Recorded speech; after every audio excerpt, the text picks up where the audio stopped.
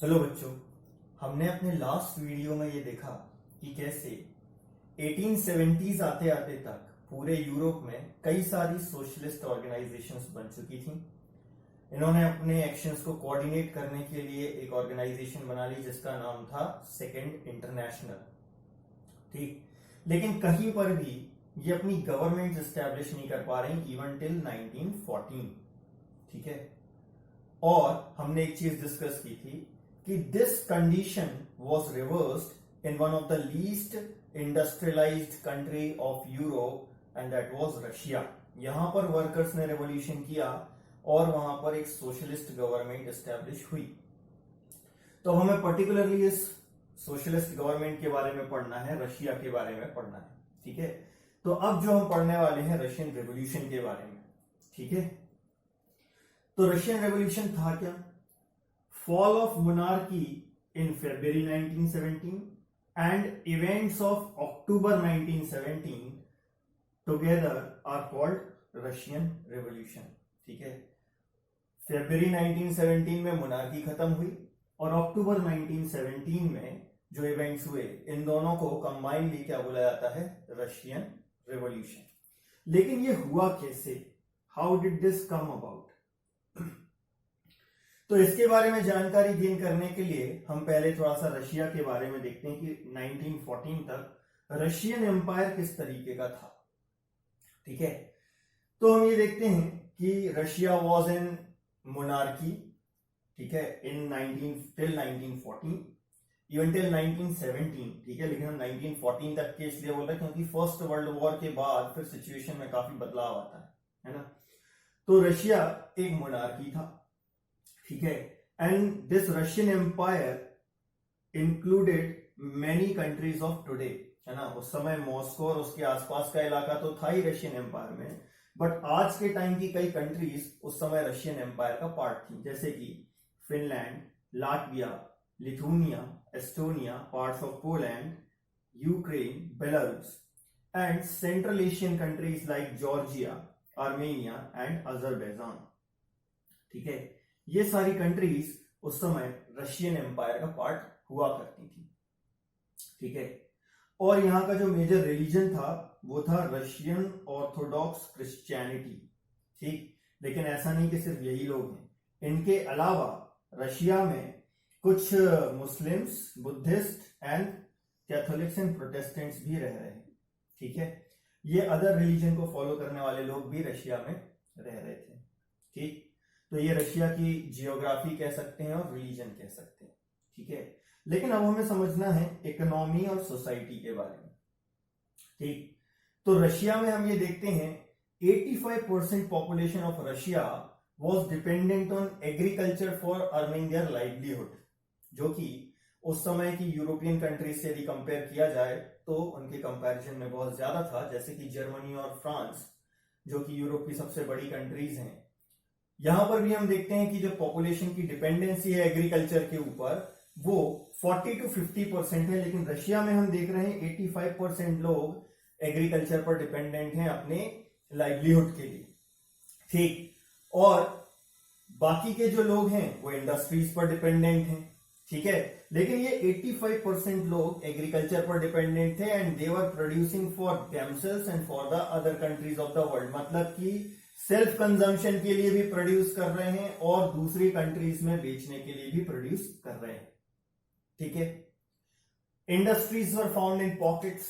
Industry जो है वो कुछ कुछ जगहों पर ही मिला करती थी, जैसे कि मॉस्को एंड सेंट पीटर्सबर्ग। ये दो मेन एरियाज थे जहां पर रशियन इंडस्ट्रीज थी। और इंडस्ट्री का मतलब हमेशा फैक्ट्री नहीं होता, कोई भी ऐसी जगह जहां पर लार्ज स्केल प्रोडक्शन हो रहा है नेशनल और इंटरनेशनल मार्केट के लिए, वो इंडस्ट्री कहलाती है। जैसे कॉटेज इंडस्ट्री में हम देखते हैं कि कई सारी चीजें घर में प्रोड्यूस की जाती हैं और फिर उनको एक्सपोर्ट किया जाता है।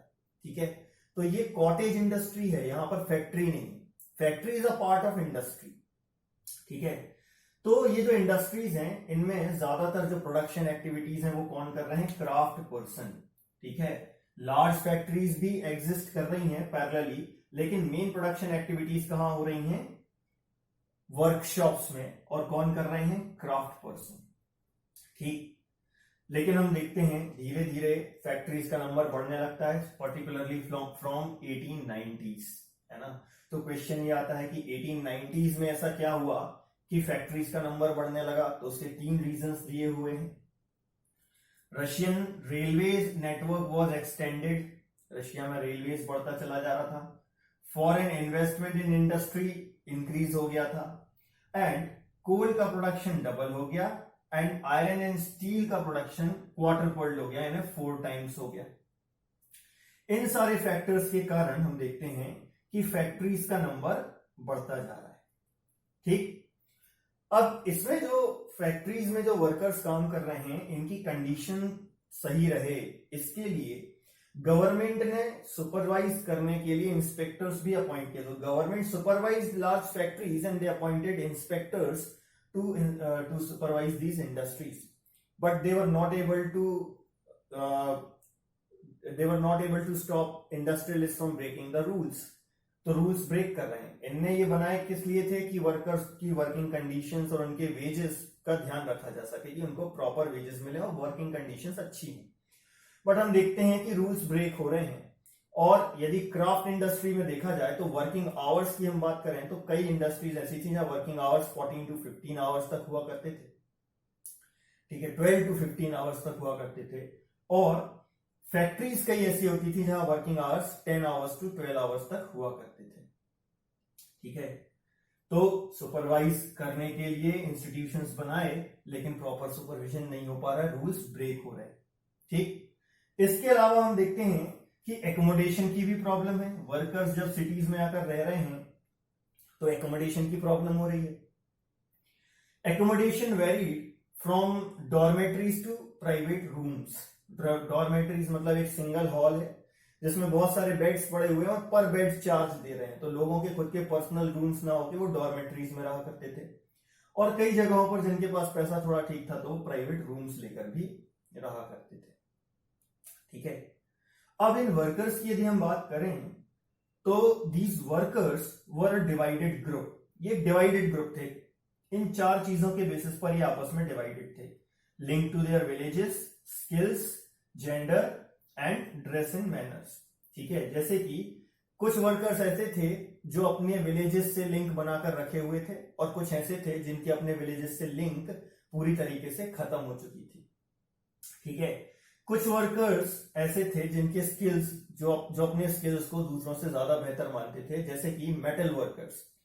ठीक है, वो ये मानते थे कि मेटल वर्कर्स के स्किल्स बाकी के वर्कर्स के स्किल्स से ज्यादा होते हैं। तो they considered themselves aristocrats among the workers, कि वर्कर्स में भी उनका जो पोजीशन है वो सबसे ऊपर है। ठीक है, तो link to their villages, skills, ठीक, जेंडर के बेसिस पर, यानी कि मेल और फीमेल। ठीक है, हालांकि हम ये देखते हैं कि 1914 आते आते तक फैक्ट्रीज में काम करने वाले वर्कर्स का नंबर 31% वर्कर्स जो थे वो विमेन थी। या हम फैक्ट्री ना कह के इंडस्ट्री का है, क्योंकि धीरे धीरे हम ये देखते हैं कि फैक्ट्रीज में काम करने वाले और इंडस्ट्रीज में काम करने वाले वर्कर्स का नंबर लगभग इक्वल होने लगता है। ठीक है, क्योंकि फैक्ट्रीज का नंबर बढ़ रहा है। ठीक, तो 31% जो वर्कर्स थे वो विमेन थी, लेकिन इनके वेजेस अलग थे। सेम काम के लिए विमेन को मैन के कंपैरिजन में 3/4 या आधी सैलरी, आधी वेजेस मिलते थे, 50% या 75%। ठीक है, तो ये जेंडर के बेसिस पे भी डिवाइडेड थे। एंड ड्रेस एंड मैनर्स, जैसे कि अलग अलग फैक्ट्री के वर्कर्स की ड्रेस कोड अलग हुआ करते थे, है ना। हमने फ्रेंच रेवोल्यूशन में भी देखा कि कई वर्कर्स जो अपने आप को सेंस क्लोथ्स कहते थे, उन्होंने एक पर्टिकुलर टाइप का ड्रेस कोड अपना लिया, है ना। तो ड्रेस एंड मैनर्स के बेसिस पर भी ये डिवाइडेड थे। ठीक है, लेकिन इन सारे डिविजन्स के बावजूद भी ये सब यूनाइट हो जाते थे when they wanted to strike the work. और कब ये स्ट्राइक करते थे? When they disagreed with the employer over dismissal of a particular person और वर्किंग कंडीशंस। ठीक है, जब वर्किंग कंडीशन से सेटिस्फाइड नहीं है या किसी को डिसमिस कर दिया गया है तो ऐसी सिचुएशन में ये सब इकट्ठे हो जाते थे और स्ट्राइक करते थे। ऐसी कई सारी स्ट्राइक्स 19, जैसे कि हम ये देखते हैं 1898 में ये जो स्ट्राइक्स हैं ये हुई काय में, टेक्सटाइल इंडस्ट्री में, और 1902 में ये जो स्ट्राइक्स हैं ये कहाँ हुई, आयरन एंड स्टील इंडस्ट्री में। ठीक है, तो इसके कई एग्जांपल्स मिल जाएंगे इन ईयर्स के अलावा, और भी ईयर्स में अपन ये देख सकते हैं कि इस तरीके की स्ट्राइक्स जो है वो रशिया में हो रही हैं, जिसमें सारे वर्कर्स यूनाइटेड हो जा रहे हैं। ठीक है, अब जैसे वर्कर्स के बारे में हमने पढ़ा, वैसे ही हम फार्मर्स के बारे में डिस्कस करते हैं। ठीक है, फार्मर्स की यदि हम बात करें तो रशिया में जो मेजर लैंड था, it was cultivated by peasants और टेनेंट्स। ठीक है, टेनेंट्स कहना चाहिए क्योंकि रेंट पर जमीन लेकर वो उस पर खेती कर रहे हैं। ठीक है, but they were not the owners. Owners कौन हुआ करते थे generally? Aristocracy, church and monarchy, ये ज्यादातर लैंड ओनर्स हुआ करते थे और इनकी जमीन पर काम किया करते थे टेनेंट्स। ठीक, और जैसे कि हम देखते हैं कि वर्कर्स एक डिवाइडेड ग्रुप था, वैसे ही farmers were also a divided group. Farmers का भी फार्मर्स भी डिवाइडेड थे, they were divided and they were also deeply religious. ठीक है, लेकिन यहां पर अपन को ये चीज पढ़ना है कि रशिया के फार्मर्स में और बाकी के यूरोप के फार्मर्स में क्या डिफरेंस है। ठीक, तो रशिया के फार्मर्स में और बाकी के यूरोप में जो फार्मर्स हैं उनमें क्या डिफरेंस है? सबसे पहला डिफरेंस हम ये देखते हैं, except in some cases the farmers of Russia does not respected nobility. Nobles की रिस्पेक्ट नहीं करते थे, कुछ एक्सेप्शनल केसेस को छोड़कर। क्यों? क्योंकि जो रशिया के जो नोबल्स हैं, they did not gain their position and power through popularity, they gain this power through the service to jar.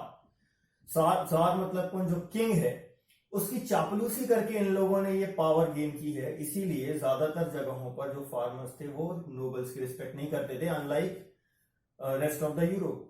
बाकी के यूरोप में जो एरिस्टोक्रेसी थी, वहां पर लोगों ने पॉपुलैरिटी के कारण पावर गेन की थी। जैसे कि इवन फ्रेंच रेवोल्यूशन में हम देख सकते हैं कि जो वर्कर्स हैं, जो फार्मर्स हैं, वो अपने नोबल्स की रिस्पेक्ट कर रहे हैं। जैसे कि ब्रिटेनी का केस दिया हुआ है आपको कि ब्रिटेनी में जो फार्मर्स थे उन्होंने अपने नोबल्स को प्रोटेक्ट किया ड्यूरिंग फ्रेंच रेवोल्यूशन।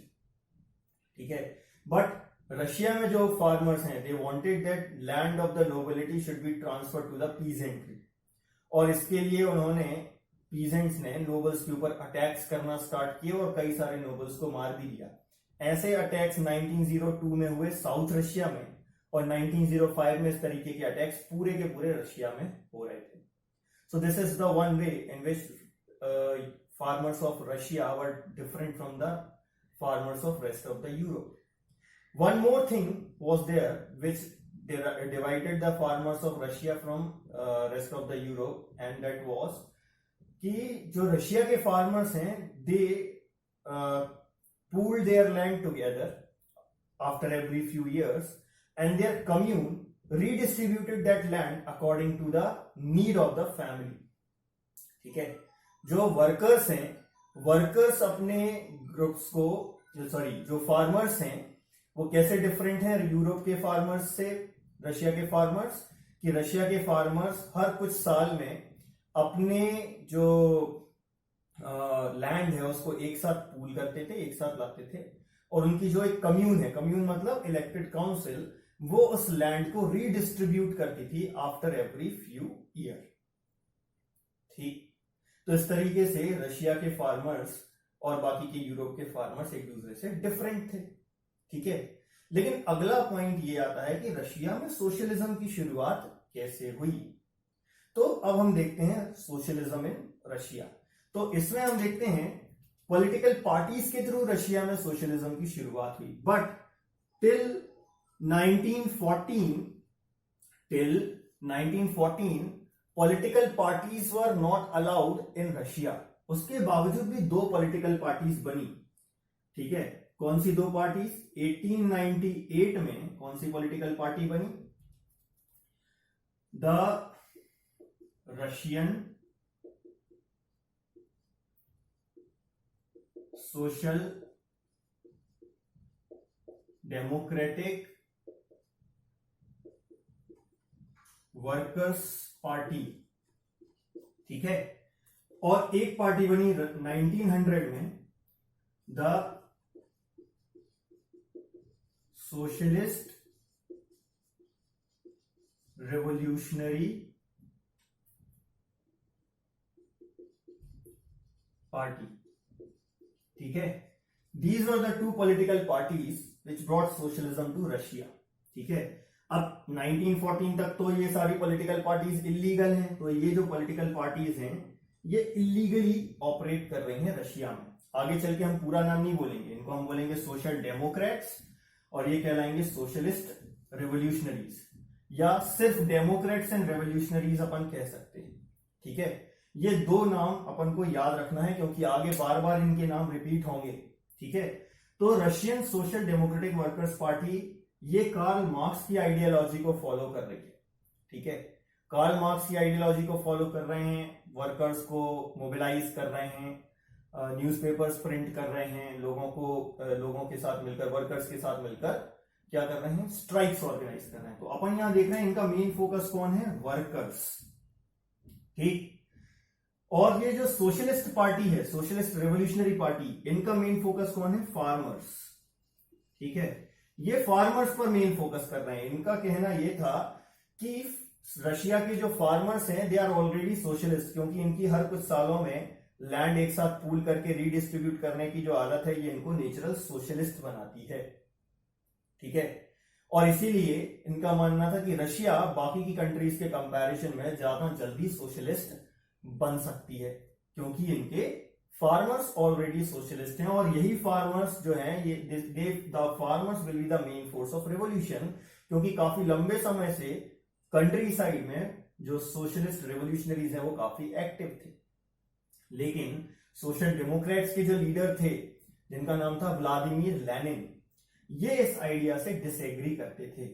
ठीक है, अब इनका ये कहना था कि farmers can not be the main force of revolution, क्योंकि ये एक यूनाइटेड ग्रुप नहीं है, ये एक डिवाइडेड ग्रुप है। कुछ रिच हैं, कुछ पुअर हैं, कुछ फार्मर्स एम्प्लॉयर्स हैं और कुछ फार्मर्स एम्प्लॉइज हैं। तो जब ये यूनाइटेड ग्रुप ही नहीं है तो ये main source of revolution, main force of revolution नहीं हो सकते। ठीक है, तो फिर क्या कौन होगा, इनके हिसाब से workers will be the main force of revolution. लेकिन ये जो सोशल डेमोक्रेटिक पार्टी है ये भी फर्दर डिवाइडेड है दो ग्रुप्स में। कौन से दो ग्रुप्स में डिवाइडेड है, बोल्शेविक एंड मेंशेविक। ठीक है, बोल्शेविक के लीडर है लेनिन, और इनका क्या कहना था कि in a society like tsarist Russia the number of members of the party and the quality of the members of the party should be controlled. ठीक है, बोल्शेविक्स का मानना था कि पार्टी के मेंबर्स का नंबर भी कंट्रोल में होना चाहिए और हर किसी को नहीं, क्वालिटी होनी चाहिए मेंबर्स में, तो quality of members should be controlled. लेकिन मेंशेविक्स का कहना यह था कि सभी लोगों को पार्टी में शामिल होने का राइट होना चाहिए, party should be open to all, इसमें नंबर और क्वालिटी का कोई क्राइटेरिया नहीं होना चाहिए। ठीक है, तो ये हैं दो पार्टीज जो रशिया में सोशलिज्म लाइन। और अब यहां से हम देखेंगे धीरे धीरे कि कैसे रशिया में रेवोल्यूशंस की शुरुआत होती है, और इसके लिए हम पढ़ेंगे 1905 रेवोल्यूशन के बारे में अपने नेक्स्ट वीडियो में। Thank you.